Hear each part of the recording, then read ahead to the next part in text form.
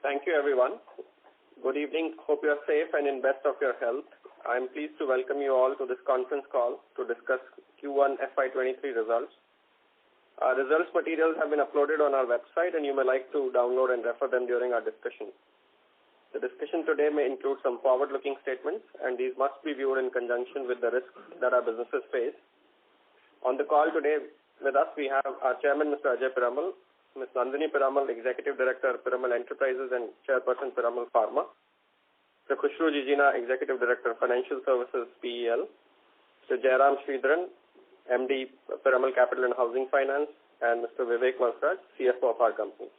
With that, I would like to hand it over to our Chairman, and I would request him to share his initial thoughts. Thank you.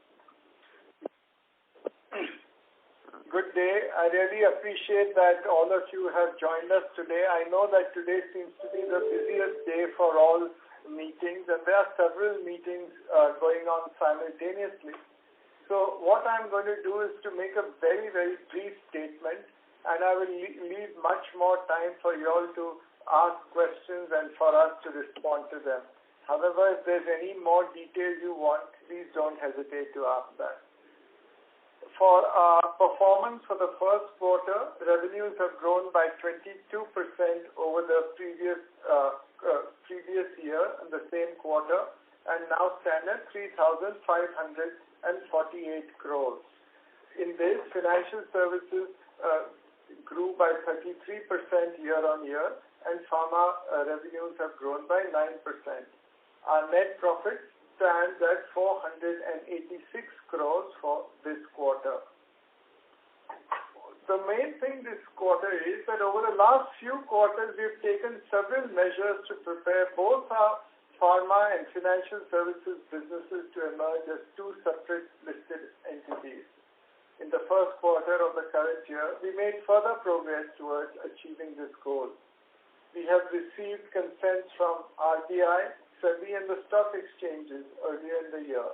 In July, we received clearance from our shareholders and creditors. And earlier this week, we also received the RBI approval for the NBFC license for PL.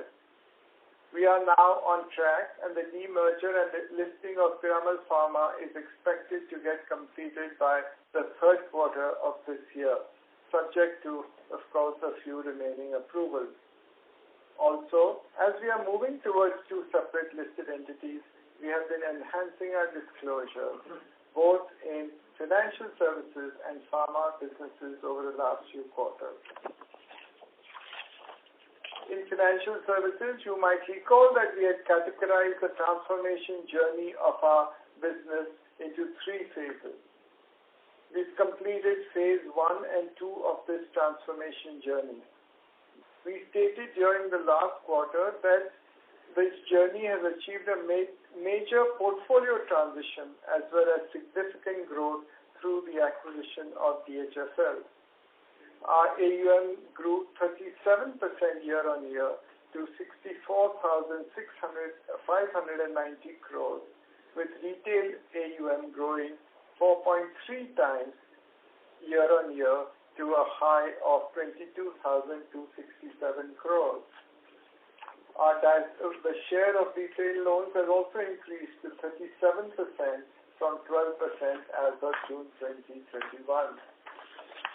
As part of our transformation journey, we've also hired key top quality senior talent to ensure that we have a best-in-class team to help us build a large, diversified financial services company.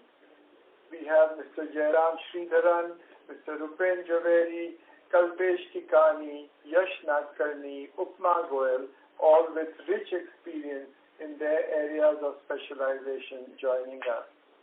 Mr. Khushru Jijina has retired from our company, but will continue as a senior advisor to our group. The phase 3 of our transformation journey now begins. We have put in place all the appropriate levers to improve performance in the future, and this has started reflecting in the operating performance of our business during the quarter. I am not going to speak a lot about the businesses, whether Retail or Wholesale, and will be happy to answer any questions that you have. I would like to just cover the Pharma business. The Pharma business grew 9%, delivering revenues of 1,485 crores, while the India consumer healthcare and complex hospital generics businesses grew 17% and 10% year-on-year. The CDMO business delivered a moderate growth of 8% year-on-year due to some execution-related challenges and changes in order delivery schedules. The business broadly delivered in line EBITDA margin at 11% during the first quarter versus 12% in the same quarter last year, despite moderate growth in our CDMO business and increase in the raw materials, packaging materials, and operating costs. As we mentioned earlier, the nature of our Pharma business is such that we generate significant part of our profits in the second half of the financial year. Last year, the second half contributed to nearly 70% of our profitability. With this, I am going to now leave the floor open to your questions and will address them in any other issue that you have. But in conclusion, I would like to just say that with a strong balance sheet, the uniqueness of business models and focus of our teams on delivering towards a strategic priority, I believe that both the emerging listed financial services and pharma companies are well positioned to create long-term value for our shareholders. Thank you. Thank you very much, sir. We will now begin the question and answer session. Anyone who wishes to ask a question may press star and 1 on their touchtone telephone. If you wish to remove yourself from the question queue, you may press star and 2. Participants are requested to use handsets while asking a question. Ladies and gentlemen, we will wait for a moment while the question queue assembles. The first question is from the line of Tushar Manudhane from Motilal Oswal Financial Services. Please go ahead. Thanks for the opportunity, sir. Firstly, on the overall pharma, typically you share the overall revenue guidance for next 2 years. If you could share the similar number for FY23-24. Tushar, considering the current volatility and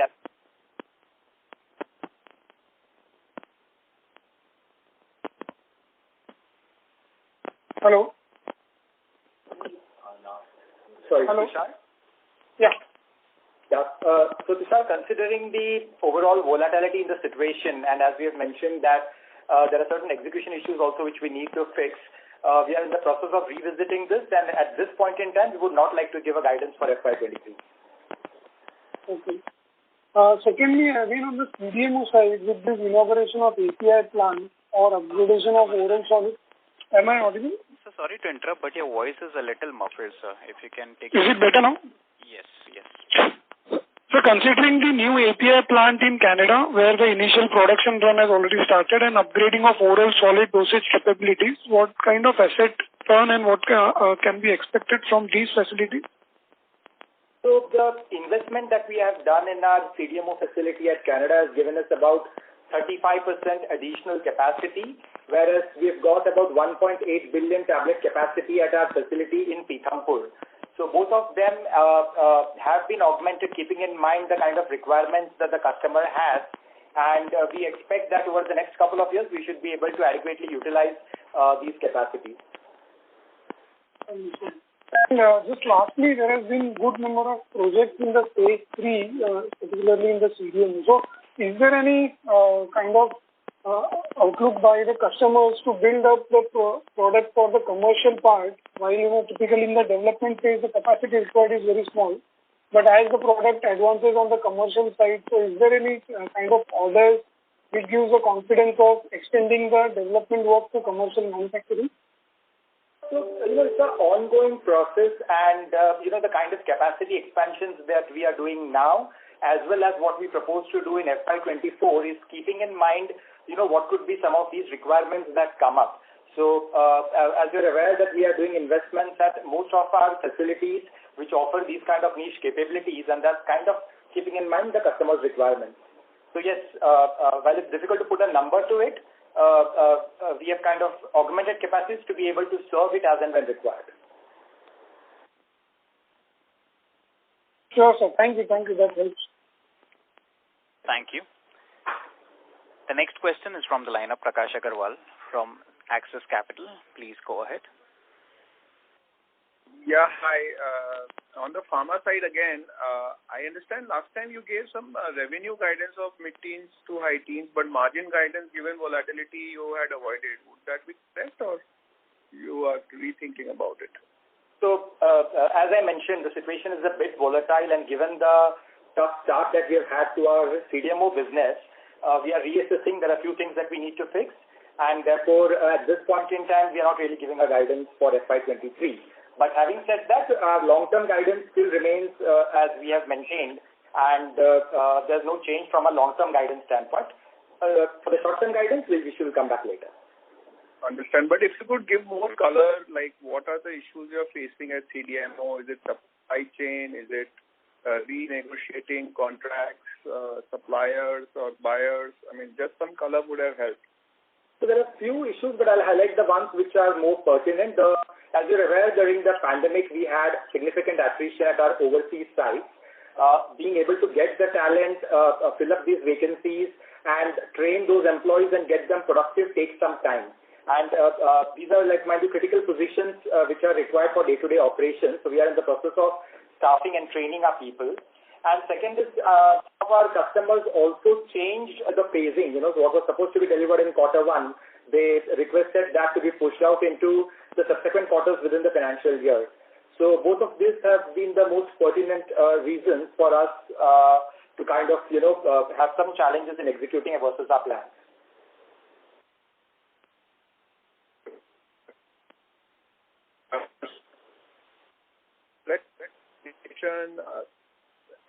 There was one more product which was due for US FDA approval. Where are we in that? Sorry, are you referring to Desflurane? Yes. So no, as of now the status remains the same.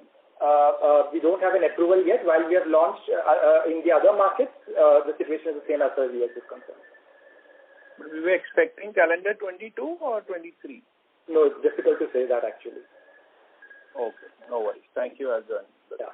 It wouldn't be coming in this year at least. I don't think it will be coming in this year. Thank you. Before we take the next question, a reminder to the participants, anyone who wishes to ask a question may press star and 1 at this time. The next question is from the line of Prashil Shah from CapGrow Capital. Please go ahead. Hi. So in the previous quarter, we had moved some non-real estate exposures to stage 2, about 2,300 crores. And in this quarter, there were some slippages from stage 2 to stage 3. So are we talking about the same account, or there is still some stress left in that stage 2 which was moved, accounts which were moved to stage 2 in the previous quarter? There's only one account that has moved to stage 3 during the course of this quarter. There were a few accounts that moved to stage 2 in the last quarter, and one of them happens to be this. So it's slipped to stage 3 this time? Or? Yes. Okay, fine. And on the retail business that we have dispersed this time, about 2,500 crores. So what would be our focus amongst these 4 to 5 business segments? What would be our focus 3 years down the line? What products are we mainly banking on to grow in 3 years? What will be our NIMs? And what PPOP are you guys targeting? Okay, there are a few different questions there. See, our core business in retail is, or the anchor products are going to be housing and MSME lending, particularly secured MSME lending. So those are going to be our 2 anchor products. So you should expect from a book composition perspective, housing to be maybe a little under 50% at the overall assets level, and MSME to be a little under a quarter of the book. So that's Those are going to be the big anchor products. Then there is going to be a category of products which are unsecured in nature, right? And there will be 3 or 4 different form factors there. It could be digital, unsecured, embedded finance type stuff. It could be personal loans, which is branch distributed. It could be microfinance. It could be a few other form factors, but unsecured lending. You should expect that to be a little over 20% of the book in the end state. We request all the participants to please stay connected while we reconnect the management.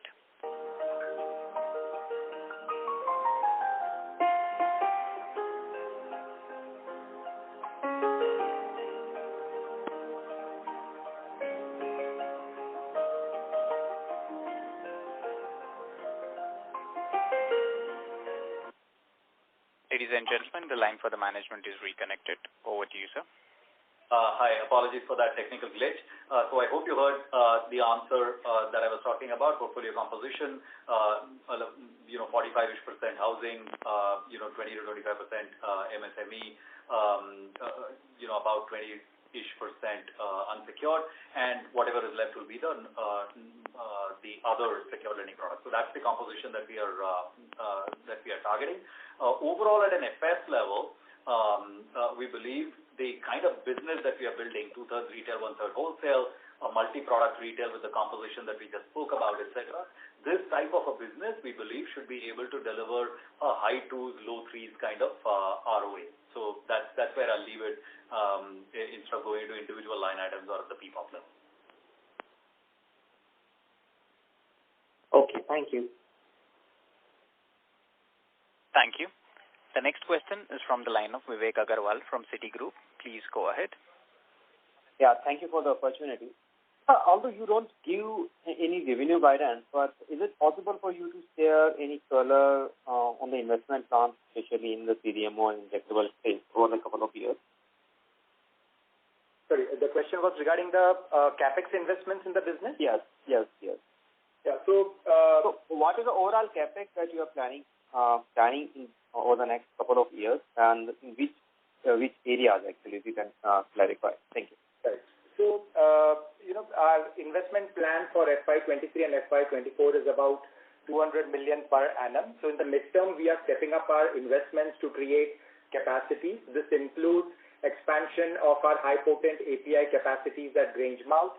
Our antibody drug conjugate capacities at Grangemouth, high-potent API capacities at Riverview, and we are also looking at increasing capacities for our API facilities in India and for our potent injectables at Lexington. Okay, understood. So overall $400 million you are planning over the next couple of years. That's correct. Okay, thank you. And sir, although Desflurane is widely talked about product, but would you like to share the number of new product introduction in the injectable space for the next year, for the next FY23 or FY24? Yeah, we've indicated a pipeline of about 40 products. It's there on the presentation in terms of the various stages at which they are. You can please refer to page number 45. The details are there. Okay, perfect. So that I will do. And finally, sir, one thing I just want to understand, why the revenues in CDMO space are relatively more skewed towards second half? If you can clarify. Thank you. So it's slightly difficult to put a finger as to exactly why they are skewed towards second half. There are multiple reasons. It depends upon the overall phasing of the customer's requirements, which has been over a period of time, and also the kind of time period required to kind of being able to, from the time you receive the order to be able to deliver, it gets skewed towards the second half. So it's just a way the orders have been historically. Thank you, and best of luck. Thank you. The next question is from the line of Abhijit Tibrewal from Motilal Oswal. Please go ahead. Yes, thank you for taking my question. So just wanted to understand, I think in this quarter we have kind of reported that we have launched the MFI business through the BC model. Not sure if we had kind of in the past suggested that we're looking to enter the MFI segment as well. Just trying to understand what are the other newer product lines that you're kind of looking to enter, because I'm not sure, but kind of somewhere I kind of heard from someone that they've also entered into gold financing now through a partnership with a gold lending fintech. So what are other newer product lines that you're looking to enter? And the other related question here is, I mean, are we not kind of trying to spread ourselves too thin, too fast into newer product lines? For this, I mean, over 20% of the book that we talked about, digital embedded finance, personal loans, MFI, and some of the other unsecured lending products. So that is my first question. So the second question is more on this wholesale account which you suggested had moved from stage 2 to stage 3. If you can just give some color, what was the quantum, what was the nature of the account, and what kind of led to this slippage from stage 2 to stage 3. And lastly, on this wholesale lending 2.0 strategy, I mean, I don't know, I mean, in our wholesale lending 1.0 strategy, I mean, we kind of clearly acknowledge that perhaps, I mean, it was not in the best interest of the company, and which is why we kind of decided to run it down and decided to make the book a whole lot more granular. Now that we are again kind of building on a wholesale piece, understandably in mid-market residential products, much lower ticket sizes, do we have that confidence that this time around the wholesale lending will be much, much better than what we did in the wholesale lending 1.0? So those are the three questions. Thank you so much. All right. Thank you, Abhijit, for your questions. Your first one was around product strategy in retail. The intent, Abhijit, very much is to build a diversified portfolio in retail. Our belief is that through the cycle, for you to build a resilient book which can perform well across various risk cycles, it is important to have adequate level of diversification. Portfolios that are dominated by a single product, we believe are going to be more fragile through the economic cycle, and hence we've been quite clear that we will continue to build a diversified book. Now, we are still at the stage where we will experiment with a lot of different products. You mentioned gold, for example. It's at a very low-key experimental level. I wouldn't actually talk very much about it. We've barely done a crore of business in that partnership. So we will try a bunch of different things, see which has adequate traction in the market, and just scale on those things. Microfinance, we felt good about the feelers that we were getting in the market and how our early experiment panned out. So we are scaling that, and hence we made that announcement during the course of this quarter that we are committing to that business now and are moving forward. In terms of what next, in the other big business which we have chosen to commit to, we haven't actually started the business yet, so you should expect to hear about it next quarter, is a branch-led personal loans business. So unsecured salaried segment lending, done out of our branches. That's the other business that you should expect to see. Apart from that, we don't have any major plans through the rest of the year. There are a few different experiments. You spoke about gold. Yes, that is something that we are experimenting with. We will experiment a little bit with loan against securities, etc. But those will be very, very low scale, just for us to learn something so that we know whether they are worth building out in the coming years. So that's your first question. You had a sort of question 1B, which was around execution risk of trying to do a lot of different products at the same time. And it's a very good point, Abhijit, and it's a really good risk to keep in mind. We are super aware of the fact that execution on multiple product lines is not easy. It requires specialized skills, etc. Thankfully, we have a fairly strong team with a very broad set of experiences, and once something clears our experimental hurdle, then we are willing to commit to it by getting industry experts in and hiring the right people who will be able to lead some of these businesses. And as you've seen over the last year and a half, as we started MSME lending first and then used car financing and now microfinance, etc. While it seems like a lot is going on, but essentially we are launching one major product every 6 months or thereabouts. So I think that pace is a pace that we can take from an execution risk standpoint, and we feel pretty comfortable with growing that out.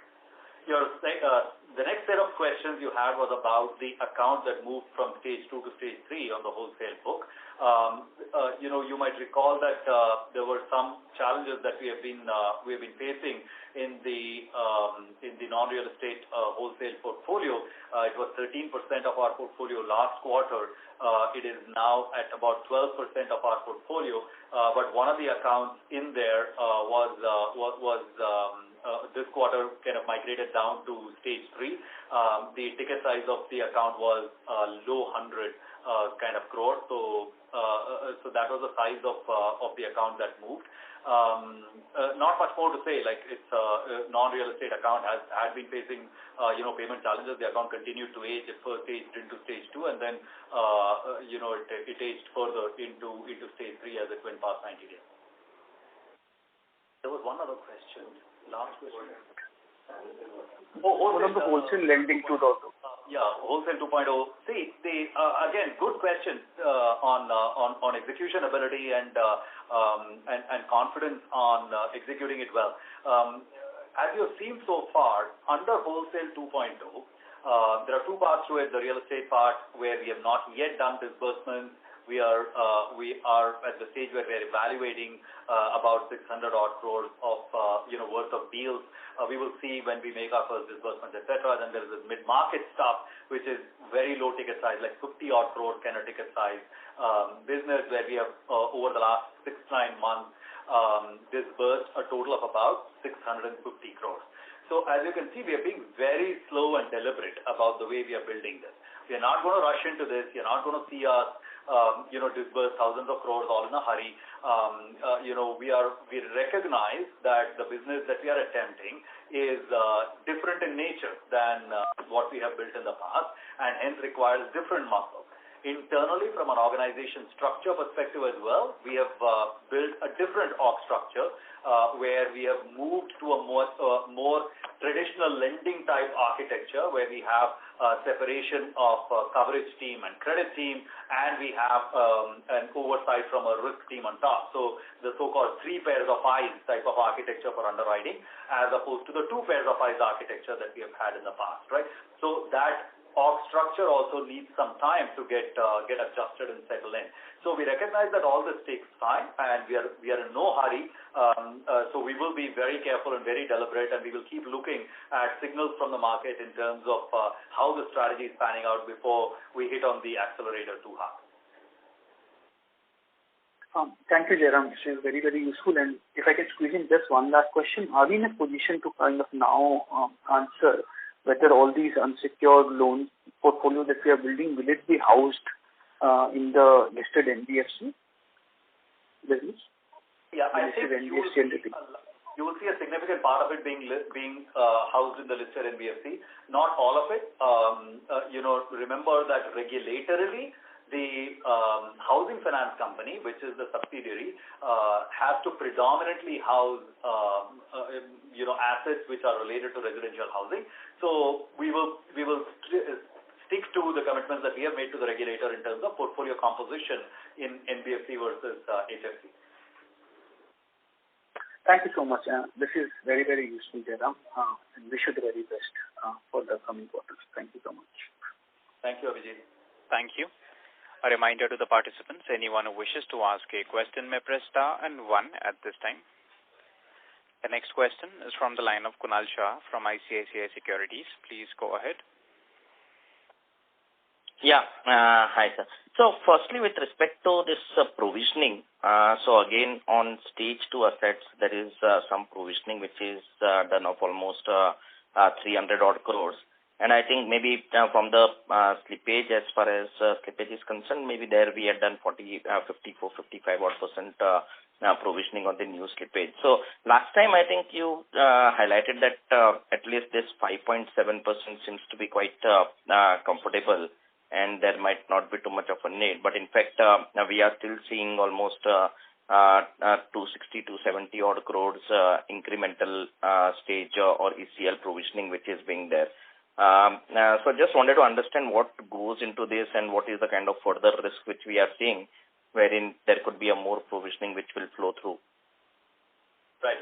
So, Kunal, this is not coming out of any significant portfolio review or anything like that. The way to think about this now, Kunal, is that the big kind of revaluation and kind of relook at the portfolio in a post-COVID context was what we did last quarter. You saw the impact of that, and after that, as now a lot of the clients have all sort of come out of either restructuring or whatever ECLGS they might have had with other lenders, etc. And now the situation is becoming a lot clearer in terms of what the different clients' financial position is. And based on that, if we see some natural aging, you will see that getting reflected. You will see that getting reflected in stage 2, and further, kind of if the aging doesn't stop, you'll see that reflected into NPA. So think of that as sort of a flow of stress, if I may, on the pool. This is not a one-off revaluation type exercise. You might have noticed, Kunal, that this quarter, in terms of our disclosures, if you look at our presentation on page 34, we have disclosed a new kind of a way of looking at our provisions numbers. You see that we have shown our trailing 12-month credit cost as a metric, and how it has trended over the last 8-9 quarters. And if you 10 quarters, and if you look at that, you will see that in the calendar year 21, our credit costs kind of were slightly south of zero, right? And what you've started seeing in these last 2 quarters is sort of a trailing 12-month credit cost, which is in that sort of 1.5 to 2%, kind of range. Not nearly at the levels that it was in calendar year 20, but not the sort of negative number that it was in 21. We will see how this goes, and we'll see the financial health of our clients every quarter in terms of their ability to pay. You might have also noticed, hopefully, that we have given a lot more granularity in terms of disclosures of our wholesale portfolio. And if you have not, I'd encourage you to take a look at slides 22 and 23 on our presentation, where we have disclosed a lot of information about what the wholesale portfolio looks like. Our intent here, Kunal, is to show all the information to the investing public and allow you to make your own judgment calls about what the implied health of the portfolio might look like. We are not offering any specific forward guidance on credit costs, etc. But through some of these new disclosures that we have added, hopefully that will give you a good sense of how the portfolio is positioned. Sure, yeah. So I was just on that slide and wanted to ask a follow-up question on that. In terms of when we look at these early stage projects, almost like 24% exposure, and even mid stage another 18%. And when we look at it in terms of the bullet payment maturity, almost like 16%.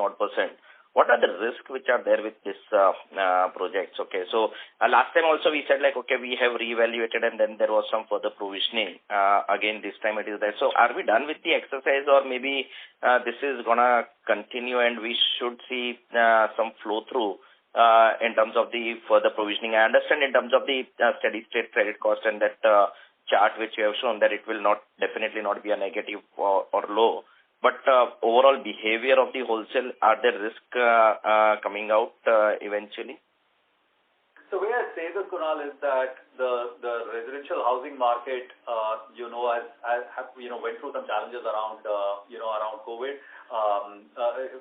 Now some of those challenges are over, but some of the projects in which one might have exposure are projects that are launched pre-COVID. And you know how consumer mindset is works nowadays. Right now, sales are not happening on the consumer end in early stages at all.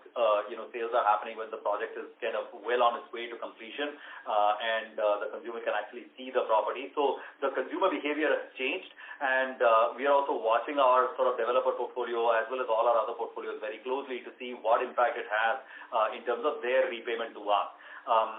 You rightly pointed out the 24% early stage, the 16% kind of, if you look at it differently, 16% in bullet payments, etc. Those are all pockets that are pockets of vulnerability, and we are watching it, just as closely in terms of what might come in. So we will let you know as and when things develop. There is no one-off revaluation exercise that we are planning on taking up. If that's something that you're thinking about, and I'm inviting Mr. Jijina to add to this as well. Yeah, a couple of points here. I think in early stage itself, let's define early stage. Out of that, the 24%, 16% is actually under construction, but they are early stage, but they are under construction. That's number one. The second thing about your question was on the provisioning, which I would like to answer a little differently. What is happening is that in real estate, and this is let me attempt, I have done it before also, for the same question. While we have already done the entire eval last quarter, what will happen in real estate is that there is value at the end when you complete the project. But in between, like you look at the additional provision this time in stage 2. Why do we do that? Because sometimes if we have to enforce or if we have to take some action to get the project offhand and away from the developer, we may have to take it to stage 2 or even to stage 3 to ensure that we take over the asset and complete the project. So let's differentiate between what will happen quarter on quarter. Yes, there could be a case again in future. While on an overall health of the portfolio, we can confirm that after we have done the reval, and especially for the non-real estate, which happened in March, there shouldn't be any surprises in future. But if we have to ensure that we recover our money in a real estate project, and if you have to enforce, even if you have to take it to stage 3 temporarily before we get our money back, we will do so.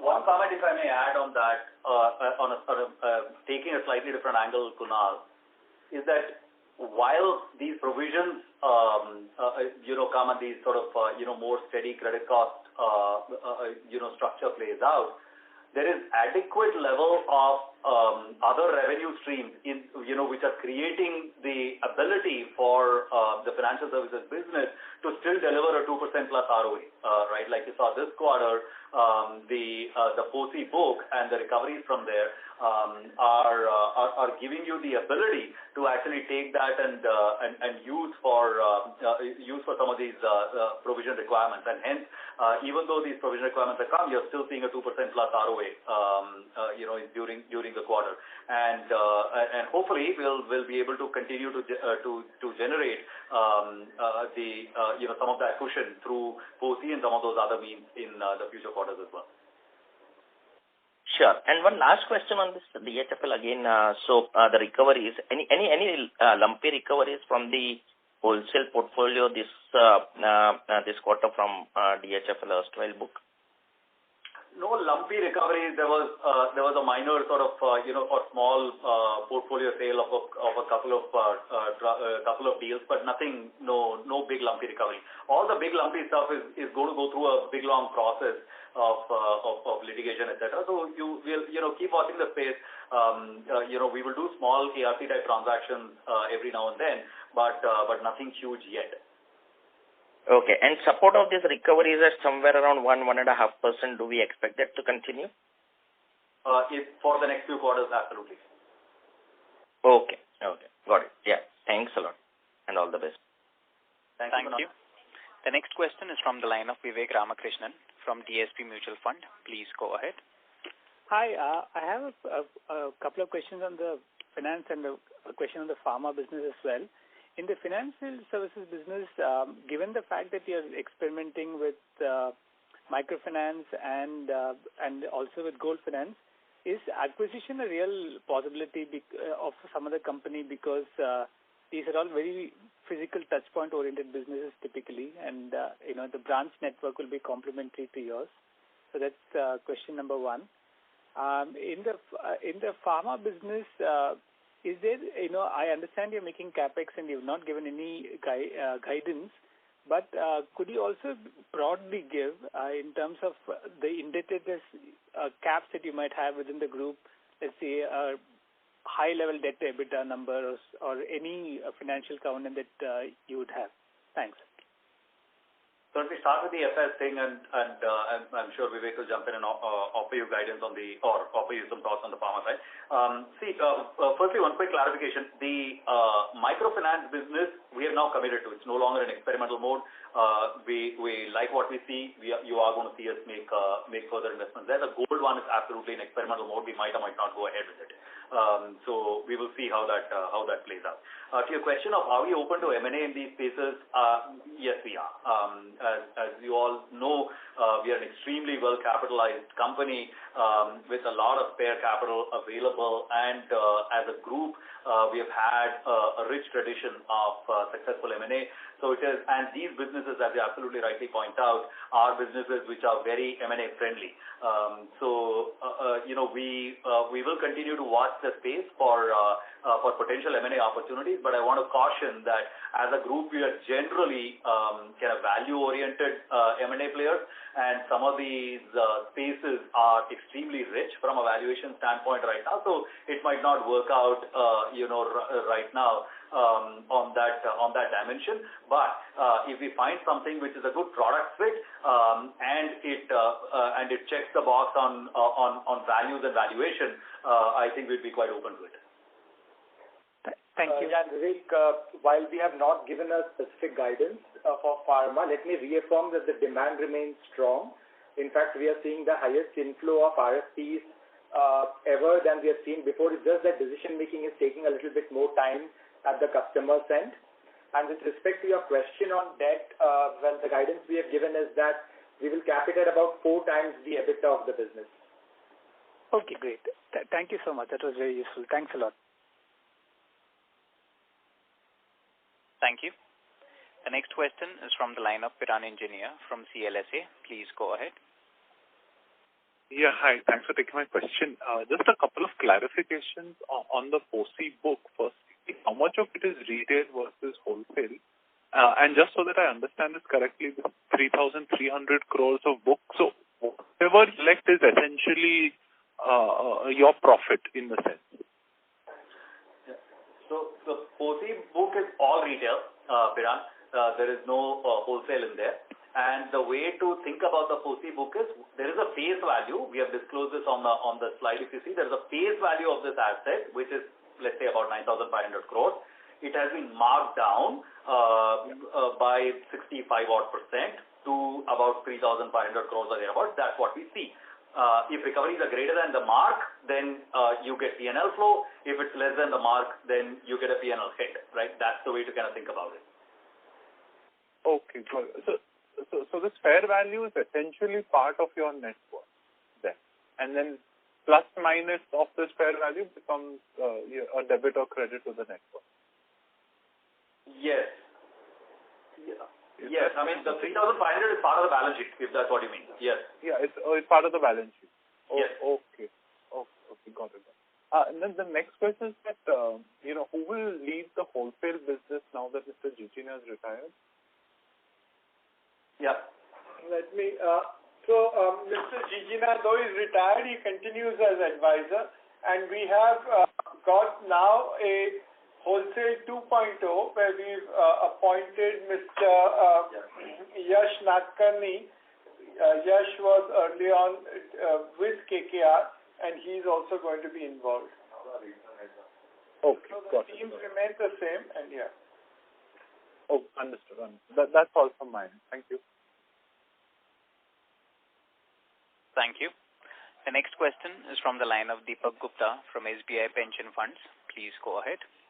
Hi, good evening. Thank you for taking my question. My first question is on retail disbursements. The runoff from Dewan Housing book has been quite elevated in the last 3 quarters, running at a run rate of about 1,600 to 1,700 crores per quarter. How do you see this going forward? So these are the runoffs are total runoffs here, not just the Dewan book. Please remember that, we are doing about 150 to 200 crores of disbursements of embedded finance. These are very short-term products, and the runoffs there are pretty high too. So even in our organic business, the 23% of the organic business that you see on slide 13, which is digital embedded finance, those are all very short-term businesses, and hence the scheduled repayments are going to be quite high in there. So essentially, a lot of the runoff that you see here, the mix is shifting more from attrition towards scheduled repayments as we continue to press the pedal on some of these digital pieces. So the attrition pressure has actually come down in the last quarter. Attrition pressure has been meaningfully lower. Of course, Q4 is always very high pressure on attrition. So both seasonally as well as more structurally, attrition pressures are lower in Q1 than they were in Q4. Sure, I hear you. The second question is on incremental yield on the book versus incremental cost of funds. Somewhere in the presentation, I saw incremental disbursement yield is 12.6%, but in the next slide is also showing at 13.1%. So yeah. I was a bit confused on that. Yeah, sorry. So maybe we were not super clear. So see, in the 12.6% that is on page 13, we have excluded the digital embedded finance, the 23% of disbursements. The reason we have done that is that we don't want investors to be modeling in disbursement yields into a longer term book, because the embedded finance book will churn out very quickly. So 12.6 is all disbursements X of embedded finance. When you include embedded finance into it, the yield increases to 13.1. So from a modeling perspective, if you're trying to model the full book, I would encourage you to keep 12.6 as the number rather than 13.1. Sure. And what would be the incremental cost of borrowings right now? The 7.9% right now. Okay, understand. And the next question is on asset quality. If you could give a breakup of your GNPAs between retail and non-retail. And secondly, I know this question has been answered before, but just some more clarity on, the increase in stage 2 loans. Because I thought last quarter you had mentioned that you had done a review of the entire book and whatever had to slip has been slipped. But again, we've seen about 400 crores of slippages, at least moving from stage 1 to stage 2. How should we read this? Do you think stage 2, what exactly is going on here? If you could give some more clarity on that. Thank you. Yeah, so Deepak, I don't think we said last quarter, and we're not saying it this quarter either, that whatever needs to slip has already slipped or come into stage 2, etc. The way to think about it is that over time, the big reval exercises that the one reval exercise that happened 2 years ago in March 2020, and another one that happened last quarter, etc. Throw up some specific accounts where you feel like, hey, you're underprovided and you need to do some work.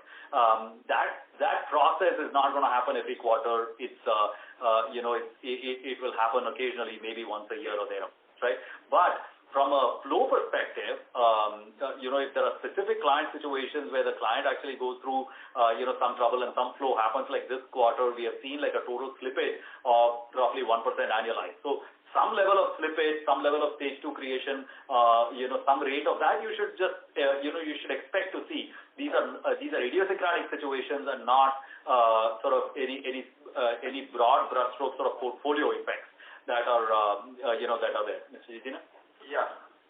Okay. To give color to this stage 2, let me divide it into a few parts. Some of them were small loans where we actually did a one-time settlement, and maybe there was some 5-10 crores difference, and that's what we provided extra, and actually those loans are getting settled. The two large ones, and again here, there is an embedded value here. However, one was a real estate company in the south where the developer had some trouble. In fact, there was an ED inquiry, so we decided to take the loan to stage 2. So not that he has defaulted, actually the account is standard, but we decided as a caution to take it to stage 2. I think it's good you asked this question again so that we clarify. The other one actually is again a hotel, which has now started doing well, but since there has been some mismatch of cash flows, we decided to take it stage 2. Again, if you ask me the value of the hotel, it's far more than the value of the loan. So if that clarifies you. Sure. And if you could just share the breakup of GNPs between the retail and non-retail. Thank you. We have not put it in the, we did it last quarter. I don't intend to do it every quarter, to be honest. Yeah, like we'll do it once a year. We're not doing full segmental reporting yet. So let these businesses settle down. We'll start doing full segmental reporting at that point of time.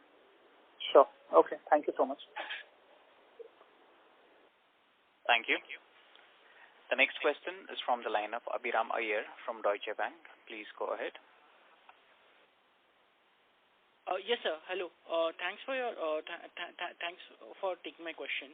I had two questions. One is, could you just highlight your methodology in which you brought down the interest expenses from 8% to 7.1%, and the other question is, could you also highlight how capital adequacy ratio has gone from 21% to 25% over the last quarter? See, on the first one, which is the cost of borrowing, there are a few different factors, mostly related to the point that back in 2019 and early 2020, when liquidity environment was quite challenging, there was a lot of higher rate borrowings that the company had to take up, and now now that the liquidity situation in the company is just completely different. So and all of those borrowings have gone past their prepayment penalty dates. We are prepaying more and more of them, and we are able to borrow in the market now incrementally at much cheaper prices, and that is slowly reducing the cost of borrowing. So even though the market is seeing an increased or elevated interest rate environment, our cost of borrowing continues to come down. I think he misunderstood. He didn't hear. It was not 7.1%. I think 7.9% is the incremental borrowing is just in the last quarter. The portfolio level, the average cost of borrowing is 8.8%. Yes. Now, your second question was on capital adequacy.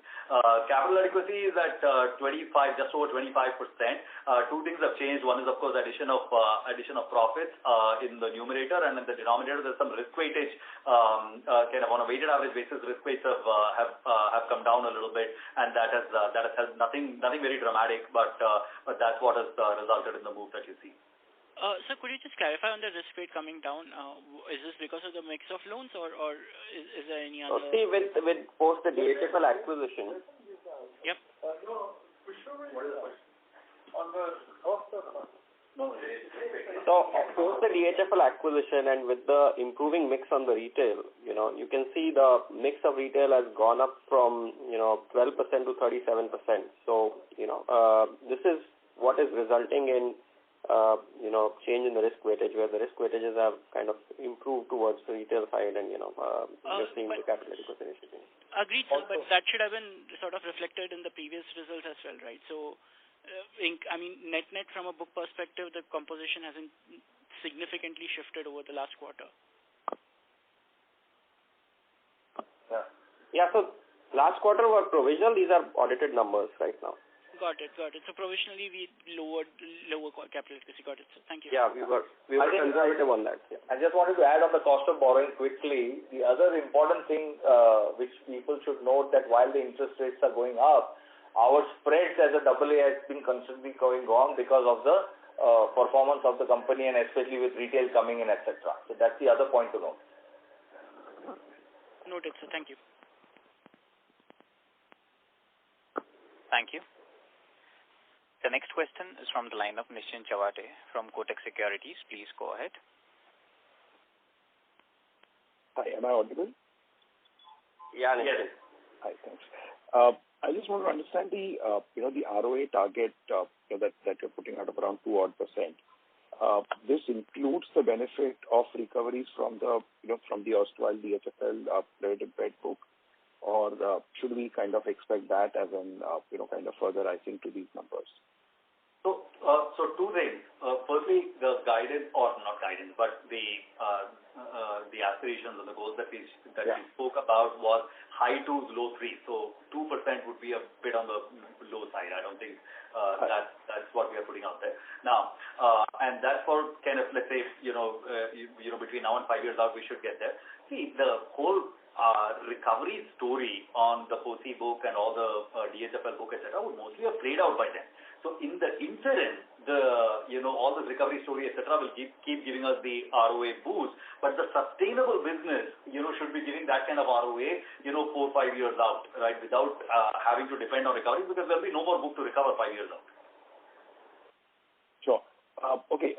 So benefit. So basically, what we're trying to say is that this is a benefit that you probably get in the interim period. And when you have evaluated the real estate and the wholesale book, you have kind of and we are saying that look, it is now adequately provided. Are we taking any credit from this, or is it something where you have provided it independently and this kind of maybe just provides a further buffer on that? I'm not sure I fully understood your question, actually. Let's see, there is one consolidated balance sheet. I mean, it's, whatever comes in the provisions line, whether it comes in, one part of the business or another, it goes to the same line. So we are not thinking of it separately. It is all one integrated company and one integrated set of numbers. Nischint, maybe you want to clarify the question, what you were trying to ask? Yeah, so I think what I'm trying to say is that, when you have evaluated the wholesale book and, probably going project by project and kind of made adequate provisions against it, are you taking any credit from the, from this particular pool of recoveries? Or are you kind of trying to say that, look, this pool of recoveries is something which might in a quarter like this help you to offset, the hit that we saw in this quarter? Or probably it may not. We don't want to take any credit of that. So when you are kind of trying to I'm sure internally you have some number in terms of what recovery. Like there is one team that will continue to focus on getting recoveries from the old books that is stressed. Hopefully, we'll be able to create through that team a steady flow of recoveries and a steady sort of P&L stream for the next few quarters. Independently, client behavior or slippages, etc., might result in provision requirements. We don't want to color our judgment on one depending on the other, but as it happens, there will be situations like in this quarter where there is adequate money coming from one to pay for the other, but it is not something that we are sort of there's no master design that we are trying to do behind it. We will do whatever is prudent in any given quarter. Also, Nischint, from a disclosures perspective, if you see, we clearly disclose separate line items for credit cost and separate line item for recoveries from POSI books. So, I think that should clarify your doubts on that front. Yeah, that's definitely helpful. Thank you very much. Thank you. The next question is from the line of Aditya Jain from Citigroup. Please go ahead. Thank you. Hi. Could you talk about how large is the pool purchase, just to get a sense of how much is the organic growth in retail and how much is being driven by pool purchase, and also what are the loans which are being bought? Pool purchase is about 5% of about 5.2% of the retail book right now, Aditya, and it will always remain in that broad range. I don't think it's going to ever be a whole lot. The kind of products that we are doing in pool purchase are, so far we first started with microfinance because we are very keen on actually getting into the microfinance business ourselves. So we wanted to actually get a sense of how the book is performing with a lot of lenders. So we did some pools in microfinance, and that's what gave us the confidence and also gave us a little bit of a sense of which geographies are working well, etc. We are doing a little bit of small business and we are doing a little bit of housing. Got it. What we are not doing is cars or trucks, etc. We have not done anything meaningful there. Understood. So it was 5.2% of the retail book in the last quarter as well. Say that again. So this was the share of 5.2% of the retail book of the pool purchase. Of the this book. Was yes. The amount in the last quarter as well. Of the stock. Of the stock. Correct. Correct. And then the OPEX decline quarter-over-quarter in financial services. A material decline. So in terms of thinking about it going forward, do we think of it as the bulk of getting full activation in DHFL is done, so costs should be stable to a large extent in this year, or is it more seasonality or some other element? In general, you'll see a little bit of seasonality in this, Aditya. Like you will see Q1 being a bit low, and then, like for example, we have not started our mass media campaigns, etc. yet. It'll probably start later in the year. Some of the staff that are still being hired for the completion of this year, all that cost will start coming in a little bit later. So I would say that just keep in mind there's a little bit of seasonality with a Q1 low and a Q4 high, right? But otherwise, your point that our stabilization costs of DHFL, etc., fully baked in and settled, I think the answer is yes. Now you should think about it purely as kind of organically to fund growth. Right. And then just lastly, the equity breakup that we have is on March. Is it possible to tell the equity in financial services as on June end? Typically we would be keen to disclose on 6 monthly period when the balance sheet gets audited. Got it. Okay. All right. Thank you. Thank you. Ladies and gentlemen, due to time constraint, that was the last question.